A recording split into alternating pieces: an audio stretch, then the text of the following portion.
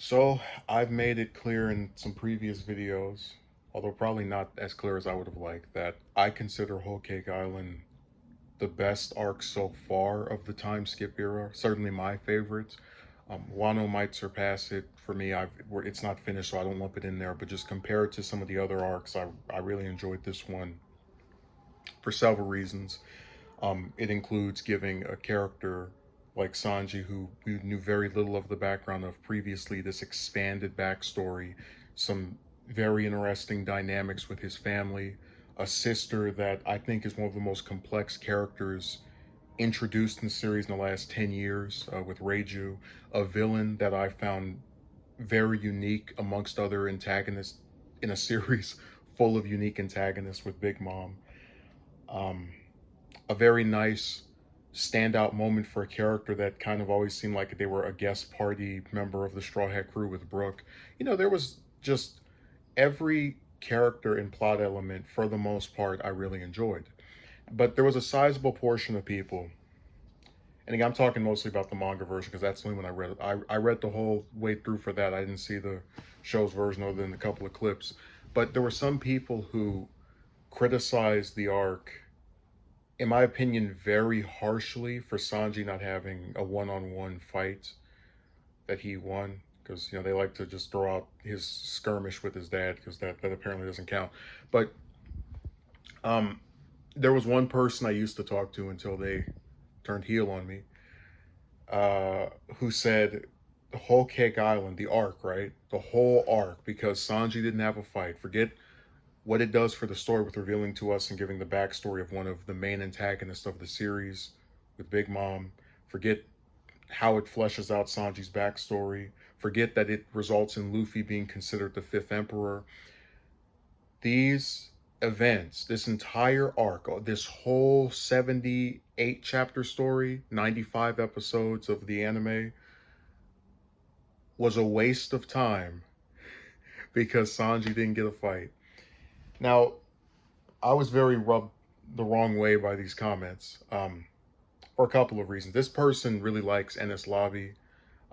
They'll be very high in their praising of Marineford. And those are two arcs that are pretty much acclaimed by, I'd say, a majority of fans of the series. I know Marineford is loved by One Piece fans for doing some very dynamic stuff, and it deserves its place as something that people like. But what I think is really interesting is that I've tried to look up criticism directed toward Ennis Lobby, and I've never seen anyone say anything to the effect of this arc is somehow worse off or is bad or a waste of time or anything like that because Robin, the character that it fleshed out, the character that provided motivation for, the character that was the emotional pillar of the entire storyline, did not have a fight.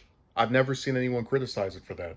And I gave this person the example of how Marineford fleshed out Ace's character without giving him a fight either, and he said that was different because he personally didn't consider Ace to be that big of a deal, even though he's the brother of the main character who is actually proven, at least in Japan, to be one of the most popular characters in the series. He's popular than every Straw Hat in every poll. At least, excuse me, he's more popular than all of the Straw Hats except Luffy, Zoro, Sanji, and then in the last one, Nami. But this person tried to brush that off by saying, "Oh, he personally doesn't consider Ace to be that big of a character, and Ace isn't certainly not as important as far as like screen time as the Straw Hats." But the point is, there's a very recognizable pattern where in a story in One Piece that has to deal with a character's backstory, emotional arc, whatever term you want to use, if they're a protagonist, they usually are put in some compromising position to where they are not at the brunt of the action.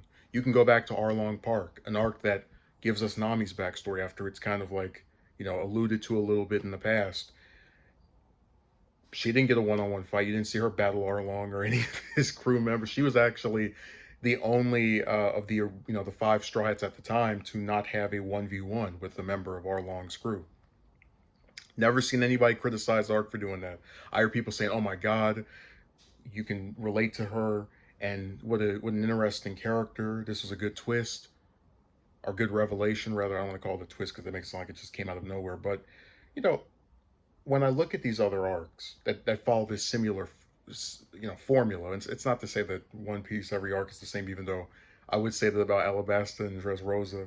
I call Dressrosa a poor man's Alabasta, but it's like, you don't see people look at whether it's Arlong Park or Ennis Lobby, because we're gonna cut the Ace example out, even though it follows the same trope of having a straw hat in distress while their backstory is conveyed. No one looks at those prior arcs and says these were a waste of time because this character that we just learned everything about, which kind of defeats the point of it being a waste of time if it's going to reveal important details of who this person is. This is not important because we didn't see them get a fight.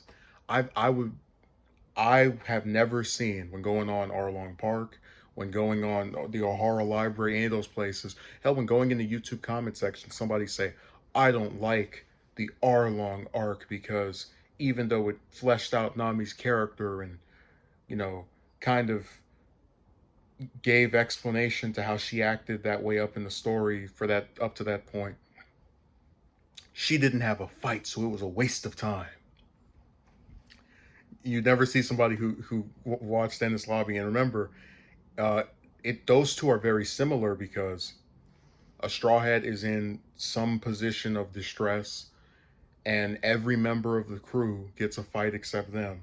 You never see somebody talk about Ennis Lobby and go, "I really don't like this arc because," or "I think this arc is a waste of time because even though Robin's backstory was revealed and we got to see Akainu for the first time, who is theoretically going to be the main antagonist of the series along with Blackbeard, we didn't get a fight between Robin and Spandam or one of the other CP9 members, so this arc was a waste of time." It just seemed like a really harsh, nasty thing to say about a story that, I really like, and again, I'll be the first one to say I would have liked for Sanji to have more action. But, him making that cake for Big Mom and that, like, resolving the story is literally the closest thing you can do to make him the standout protagonist, main focus character of the entire arc, besides just having him, be the Yonko for no reason, which people would instantly say was ridiculous and made Sanji overpowered if that had been the case. Um, God, it's just so much of his character, like the chivalry, being a cook. Hell, even his fighting style, when you think about, like them making the threat of, if you try to, what was he, try to leave here, we're going to blow up your hands. So much of his character is just seeped into this story. And when I hear a person who will call that entire arc a waste of time just because a character, this character, who got all this other stuff for them in this arc, didn't have a fight, it really shows you that a lot of people really, because, like, I want Robin to fight, for example, right? But if they do an arc where they reveal her backstory, where, they have her um, father revealed for the first time, just a story that fleshes out her character even further than we've already seen, because there's a lot of stuff with her we still didn't see. I'm not going to say this is a waste of time, because the character means more to me than just who can she throw a punch at. But you know how people are. They always, they're never satisfied. That's one of the reasons I'm glad I'm not a mangaka, because if I had to read some of the stuff people write and I hear about what I was doing, it would drive me nuts.